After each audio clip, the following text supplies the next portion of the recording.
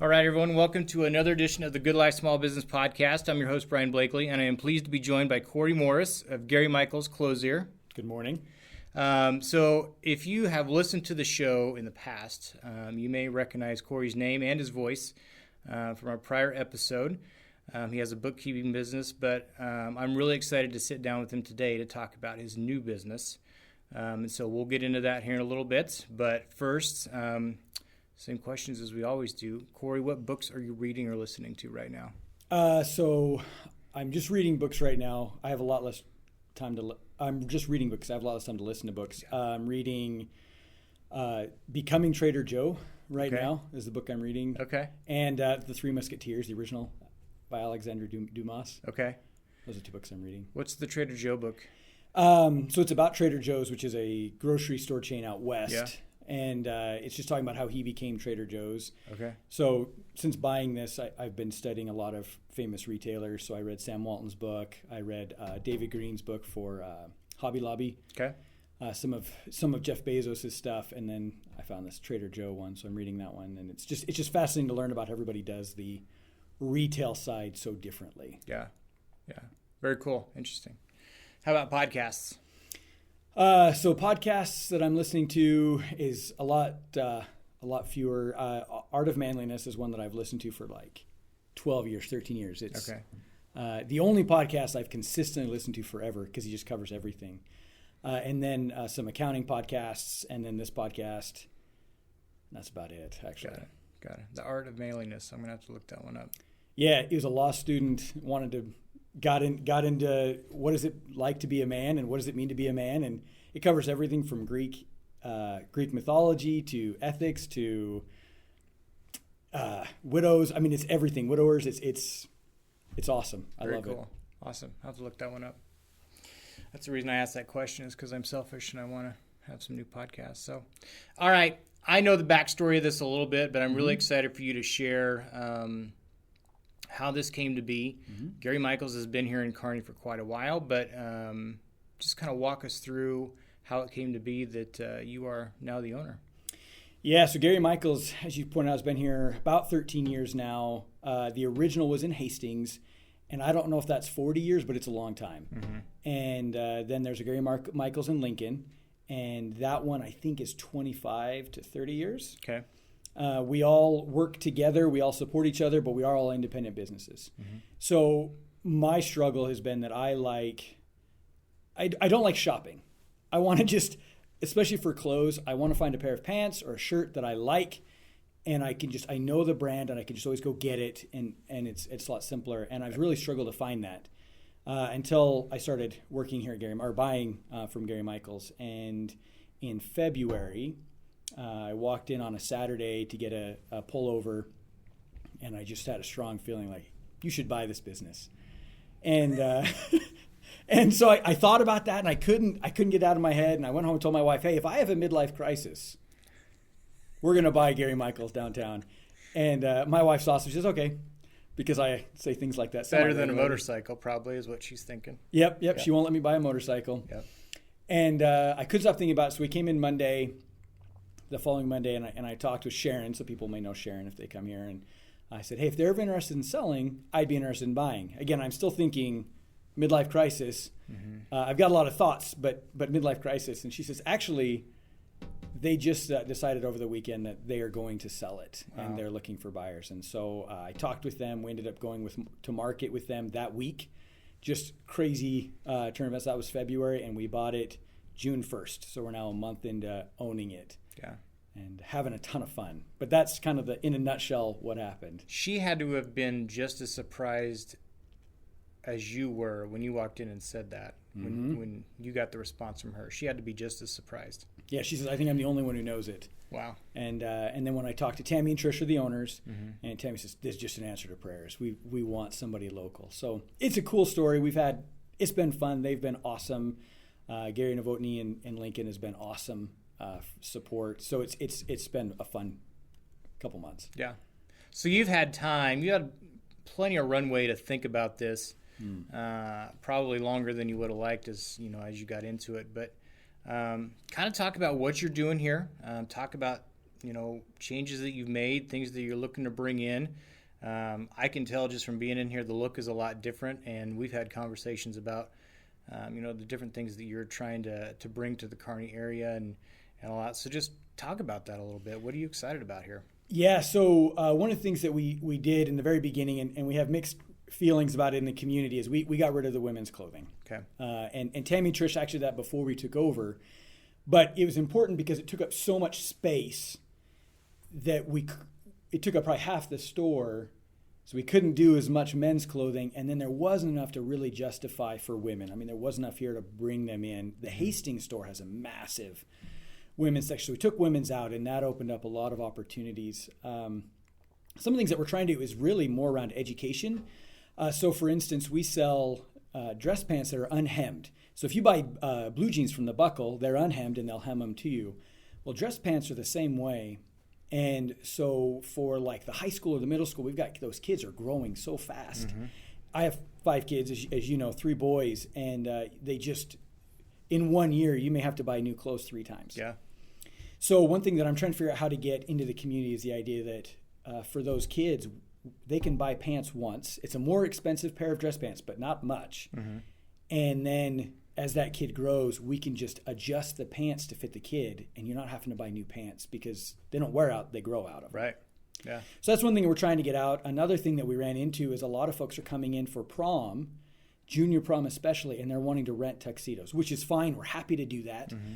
But then they're coming back in 3 or 4 months later to buy a suit for senior pictures and for college interviews and all that stuff. And so trying to work on that education of you're going to be money ahead buying a suit than necessarily renting that junior year. So those are some of the things we're trying to get out. The other big one is just the importance of we've gone more casual as a society, especially after COVID, but you still get a lot more credibility if you're dressed well. Mm-hmm. And so working with guys to figure out how they can fit in their style, but dress well, to dress to impress for dating, interviews, all kinds of stuff. It just pays to be able to look good. Yeah. It's just a good idea for a guy to have at least one good suit. Yep. You're going to need probably 2, like a black and a blue one or whatever, but it's just a good idea to have one good suit that fits, whether it be for a job interview or a formal event or a funeral or whatever it is. It's just a good idea.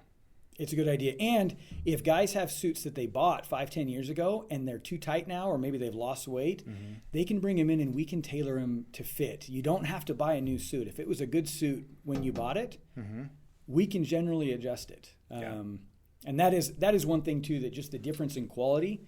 If you buy a really good suit, it's going to last a long time, and we can adjust the fit. Yeah, absolutely. That's great.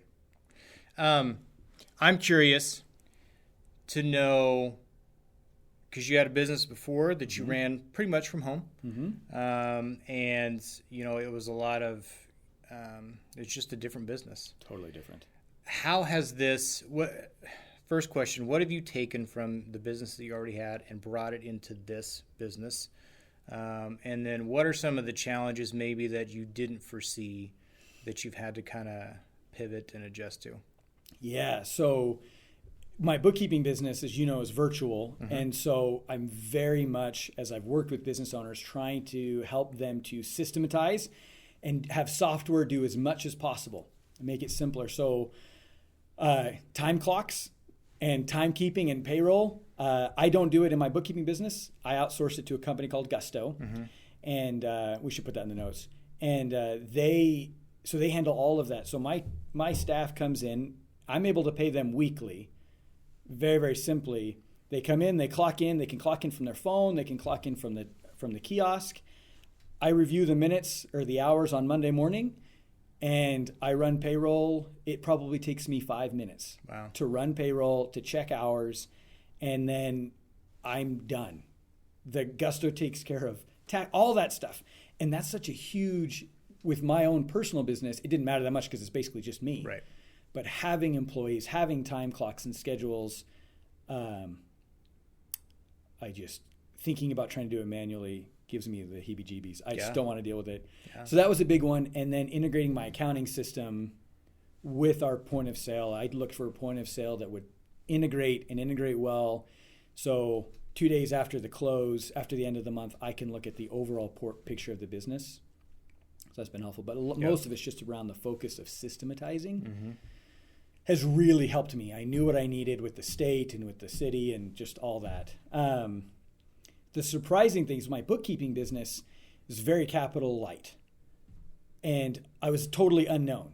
So I had an initial investment, and then I never had to put more money into it. The business generates cash, and I can screw up on my website or whatever, and very few people see it. Right. It doesn't matter. This business is an established business. And so there is an expectation within the community of what this business is like. And so I need to live up to that expectation, and so my mistakes have to be very different. And my capital investment is totally different. Having to buy new inventory, we're upgrading the back so that we can do more outside tailoring stuff. And the business doesn't cash flow that. Yeah. Yet. Right. That's a long-term investment, and so I've had to rethink those investments and recognize that it's not going to come out of the business cash now. And that's been kind of weird for me. Yeah. Has being in this business, I mean, you knew you were going to purchase it, but even just from June 1st, has being on this side of it changed your perspective from the bookkeeping side of it, as far as maybe those types of things where you're investing in something that is more of a, something that will pay off down the road? Has that changed your perspective a little bit? Yeah. I much more understand the debt picture and the need for it. I still want to get out of it as fast as possible, right? But it is significantly riskier to take that debt. With my bookkeeping business, I can make big bets and lose the money, and it's okay. It's not going to hurt. I mean, it hurts my cash, but I don't have to worry about how am I going to hit that bill. With this business, it's a lot more. It's a lot scarier, and having payroll is a lot scarier too. Yeah. So I have more sympathy for my clients. And the other thing is, I understand there's some things that my clients have done, and I'm like, why are you doing that? I'm telling you, this way is easier. And as I'm getting it, I'm realizing because you're rushing, right? You've got to. It just is the natural thing. So I was writing way more checks in the beginning than I liked, and I didn't realize how important keeping track of bills is. I mean, you know that it's important, right? But with my bookkeeping business, it's all automatic. Everything is software. It's monthly. I can pretty much count on it. As I'm buying inventory and as I'm having tailoring charges and all these other things that are happening, it's not. And so I've had to really nail down that system. And so I'm not writing checks now after a month, but in the beginning of the month, in June, it was pretty hectic trying to keep track of all the bills and everything. Yeah. So I understand a little bit better some of the pains, but having gone through it, it's worth it. Yeah. Even as the business owner, I say it as the bookkeeper, but now as a business owner, I say, man, it frees up so much time. Just like the payroll piece, 5 minutes a week. The scheduling takes longer, but 5 minutes a week to run payroll is, and my employees are happier, getting paid every week. Anyway, it's worth it. Yeah. The system really does work. It does make it worth it. Yeah. I think that's huge. I think that if I were to start something different, and kind of the pain point that I've got right now in my business is I didn't take the time to set up processes and procedures when I had the time to do it, because I was more focused on writing business and making money. And so now I don't have the time to do that, but it's very, very necessary that it needs to get done and it needs to be in place. And so I think that's huge. I think that that's probably one of the things that I would do different, and you don't realize how important it is until you don't have time to do it, but you need it. Yeah. And so that's huge. And so to that point, because I've got the bookkeeping business and the store, I don't have as much time to think about those things. But in Clockwork, Run Like the Clockwork by Mike Michalowicz, he talks about designing outcomes and taking 10 to 15 minutes a week, whatever you can do. And so we've done that. One of the problems I had in the beginning was I tell my staff, okay, here's the things that we got to happen. And I would just rattle it off and it would freak them out. And all of in my bookkeeping business, everything's in Asana, it's in a project manager. Here, I'm not on the computer that much. Yeah. My staff's never on the computer. Right. And so, I took 10 minutes, built a checklist for the day, and then we're running that. And that has been huge for the team and for me. And then it's just a maintenance thing. And so even those 10-minute pieces are saving us time, and it compounds. Yeah, absolutely. So even if you're just your head's in the ground and you can't make it work, finding 10 minutes, systematize one thing. Yeah, great idea. It starts compounding. Great advice. For someone that's looking to get into a retail business and maybe starting their own, what advice would you give them about inventory? Oof. I don't know that I'm the best for that yet. So actually, I'll give the advice that I got from David Green in the Hobby Lobby. So he started, and it was a tiny inventory of basically beads and stuff. Mm-hmm. And what he said was, we had outstanding variety in what we were in. And so when I think about Hobby Lobby, I think about the massive stores that they have. And there's a tremendous amount of variety. Yeah. And they've got a very unique need. But the way they started was being outstanding in one area. And so for us, I took over a store that was already running and humming, and I have to maintain that. But looking at, okay, what are our core features? What are the core products that you have to have inventory of? Mm-hmm. You have to have the variety. And for us, number one, black suits. Because of funerals and last minute weddings and things like that, we have to have it here so somebody can come in and get it. If somebody comes in and they're looking for a new sport coat, they like to look at a lot of variety. But I can order for that. Most of the time, it's not urgent. They're not going to be, it's not a today. Sure. So I think a key part for inventory is knowing what you have to take care of your customers. Mm-hmm. And then all of the other areas that you want to have to grow. We want to grow a lot more into watches. We want to grow our golf line, the business casual, belts, things like that. We want to grow that area. We want to be the one-stop shop. Mm-hmm. But we're going slow so that we can make sure that our core need is taken care of. I think that's smart. It's hard. I worked at Herberger's in college, and so I have I didn't learn anything when I worked there. I just worked there. And so I think from the retail side of it, there is such a learning curve on just the inventory side of it, but how to price things,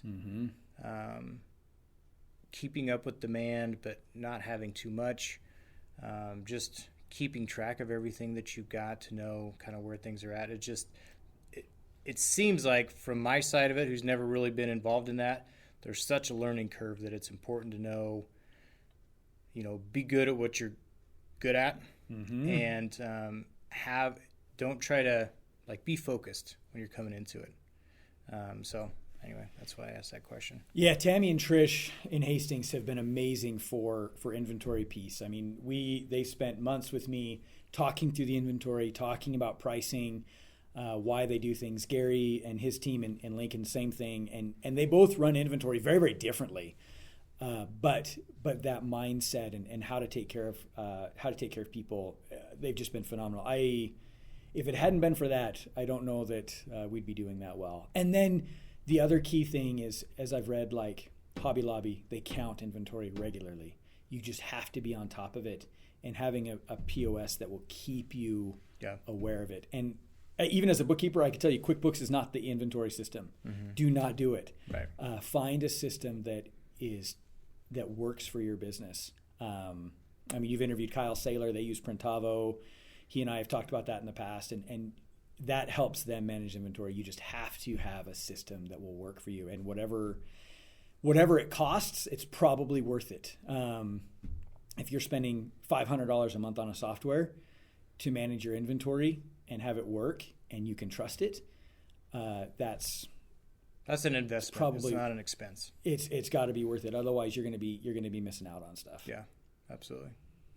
But there's nothing that takes the place of actually counting it, because we make mistakes. It just happens. Yeah. Well, you got a lot of product too. Yeah. There's a lot more variety than a person thinks. Yeah. This may be hard to answer since you just opened June 1st, but what do you wish you were better at already when it comes to this business? Marketing. Yeah. And people bring that up all the time on your podcast. And it's with my bookkeeping business, it was very much people have to have a bookkeeper. And they're going to come to you. And it's a very service intensive, labor intensive, and so you don't want to grow too fast. You can't grow too fast. Here, if I doubled the business, it would be painful, but it's possible. I would just have to make a lot bigger orders, right? And I would have to hire more staff. But the marketing piece, Gary Michaels and Kearney, is so relatively unknown when people think about, and my generation, our generation, we pretty much wore T-shirts and blue jeans forever, from when we were 5 to in our 30s and 40s. And so there's a gap there of education where people are not understanding how suits should fit, how to dress up. And COVID just blew it up even more. And so I need to figure out how to educate better within the community. It hurts me when moms come in and say, I didn't know that I was going to have to buy a suit. I've paid for 4 prom tuxes in the last 2 years, and now I'm buying a suit. I could have saved money. Those things just, I'm not sure how to educate the community on that. Sure. So that's what I'm really struggling with. I feel like I got a lot of systems down last month, a lot of inventory, and now it's like, how do I get people aware of what we're doing here? And there's a Gen Z is awesome, right? They get a lot of flack, but I am amazed at the number of Gen Zers that look sharp, that come in and teach me stuff and ask for suits for their birthday. Really? They're awesome. There's a couple guys that are just so cool. And one of them says, a well-tailored suit is as comfortable as anything else I own.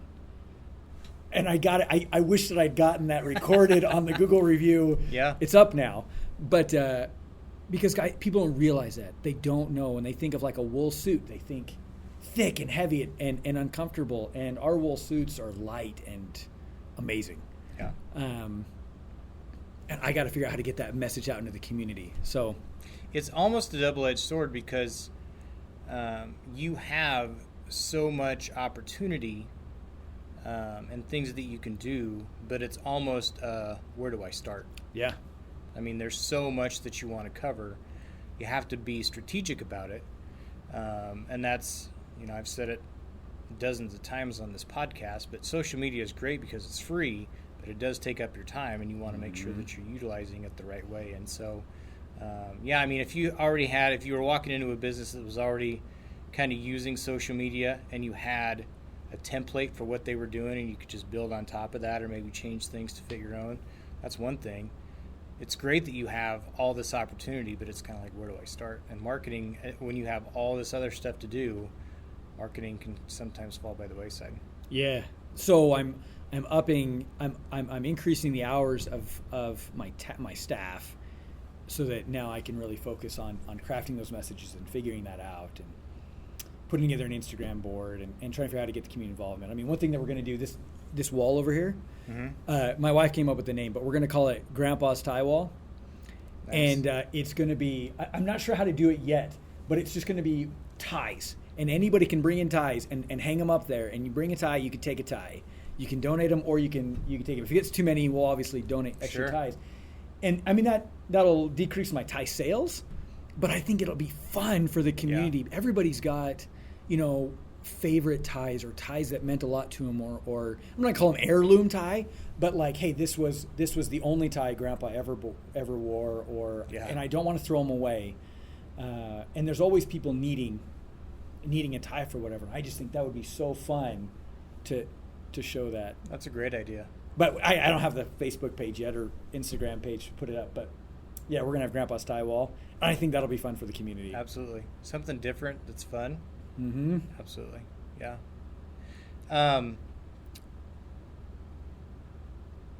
If you could go back to June 1st or even go back to the day that you walked in here to say, hey, I'd be interested, is there anything you would do different?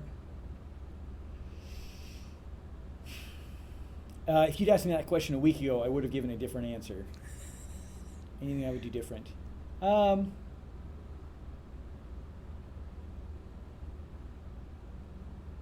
think, the hard part was it wasn't my store until June 1st. Mm-hmm. So it would have been awesome if there were things that we're doing now that we could have started before June 1st. Mm-hmm.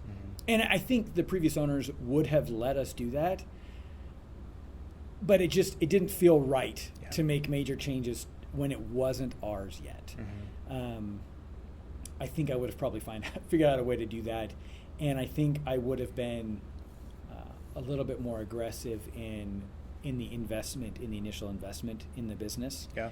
And put more money into changing things. We want to do painting, we want to reorganize stuff like that. And I haven't put the money in yet, and so it's dragging that out. Yeah. I think that would have been the big thing. Yeah. So who is doing the seamstress work for you? Yeah, so Sharon was, she's been the seamstress here forever, I think from the beginning of Gary Michaels and Kearney, and she's awesome, and everybody's afraid that she left or we kicked her out or anything like that. And she really wanted to retire.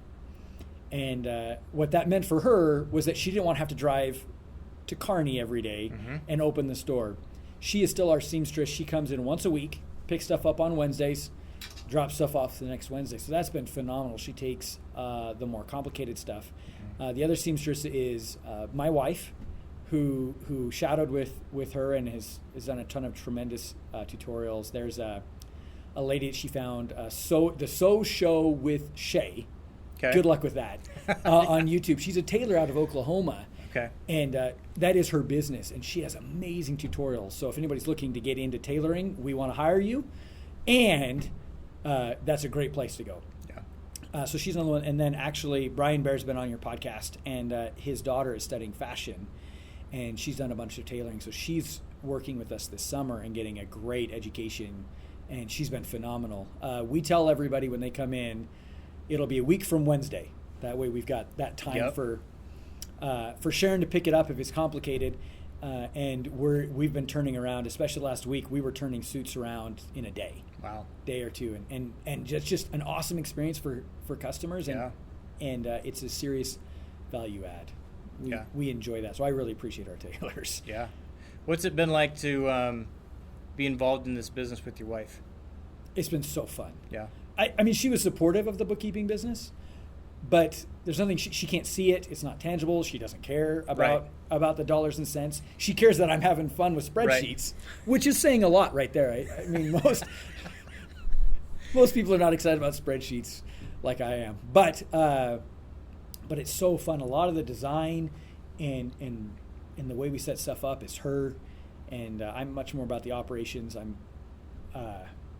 It's been so fun, and my kids have been really involved. We had family council before we bought it, got everybody's buy-in and interest, and we report to them on the financials of the business. And I tried to follow. So Sam, in his book, he said he made everybody partners, and the kids were partners.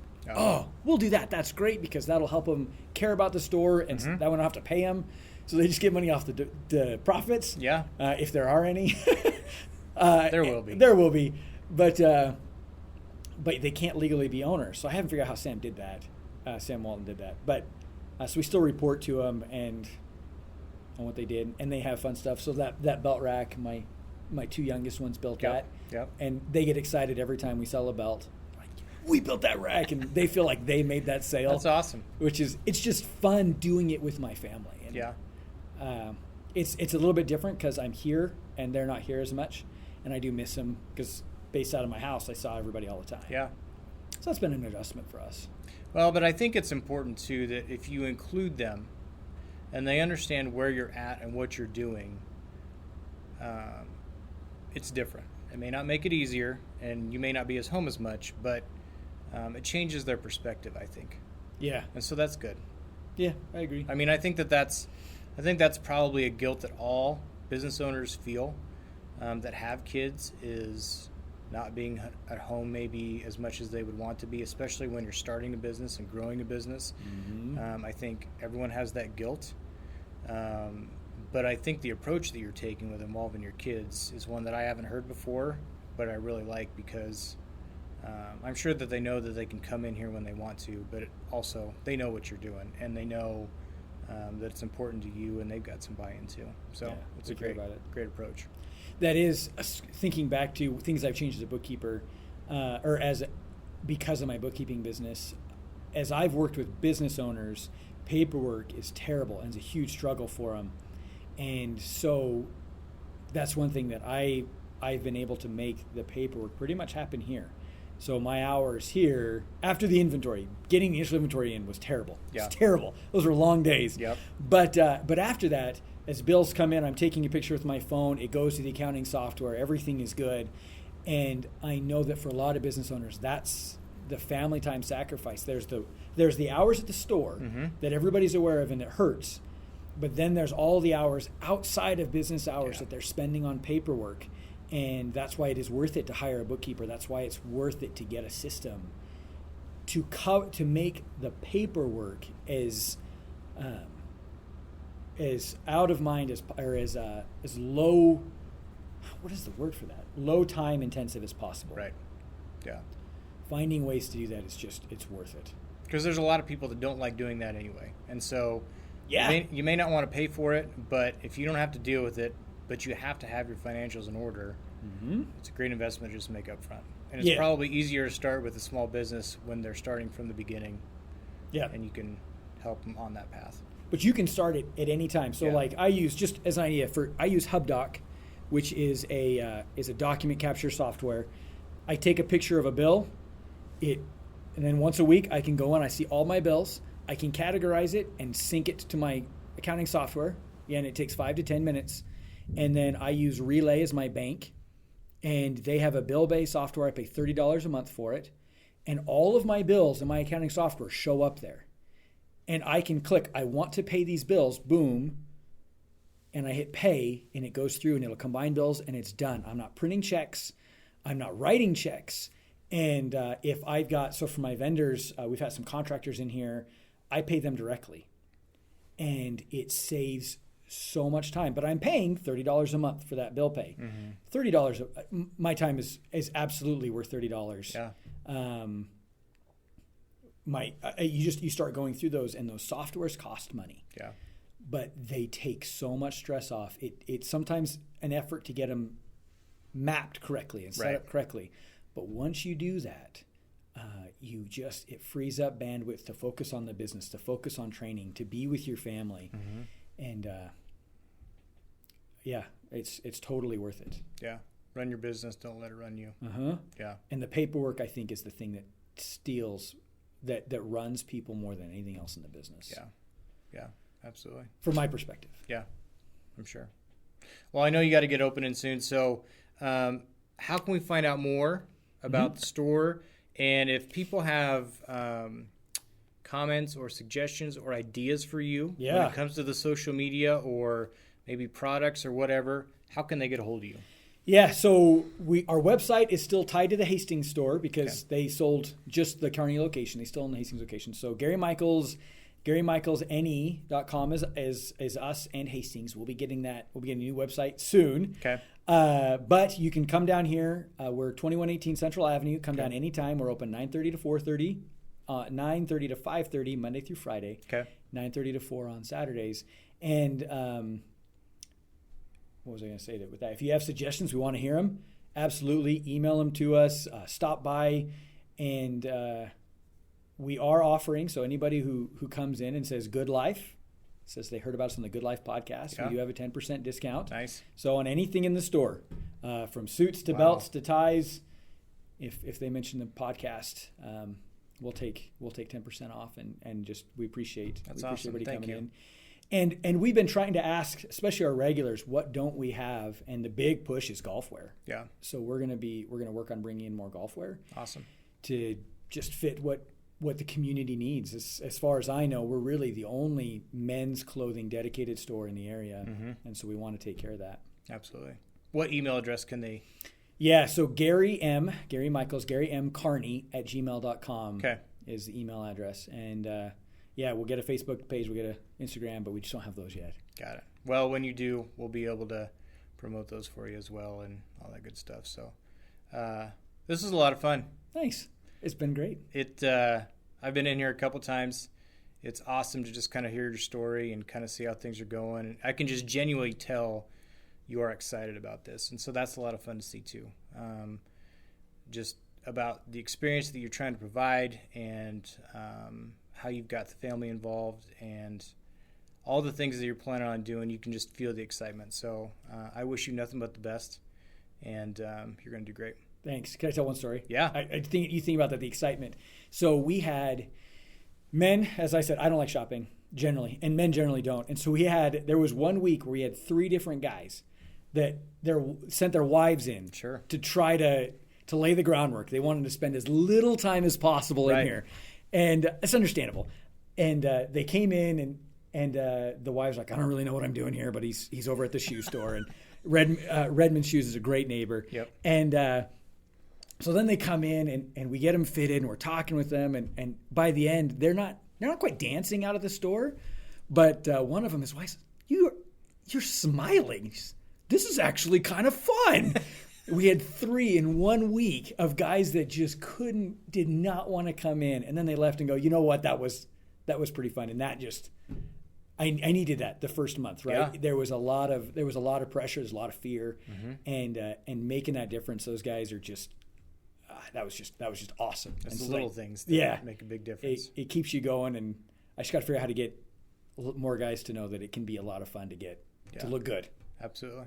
Well, thank you. If you're looking for a suit or shoes or jeans or just clothes in general, come on down, see what they've done here at Gary Michaels. They've made some great improvements. They've got new products coming in. Just come check it out. See what you think, and maybe you'll be dancing out here too. Thanks. Thanks, Cory.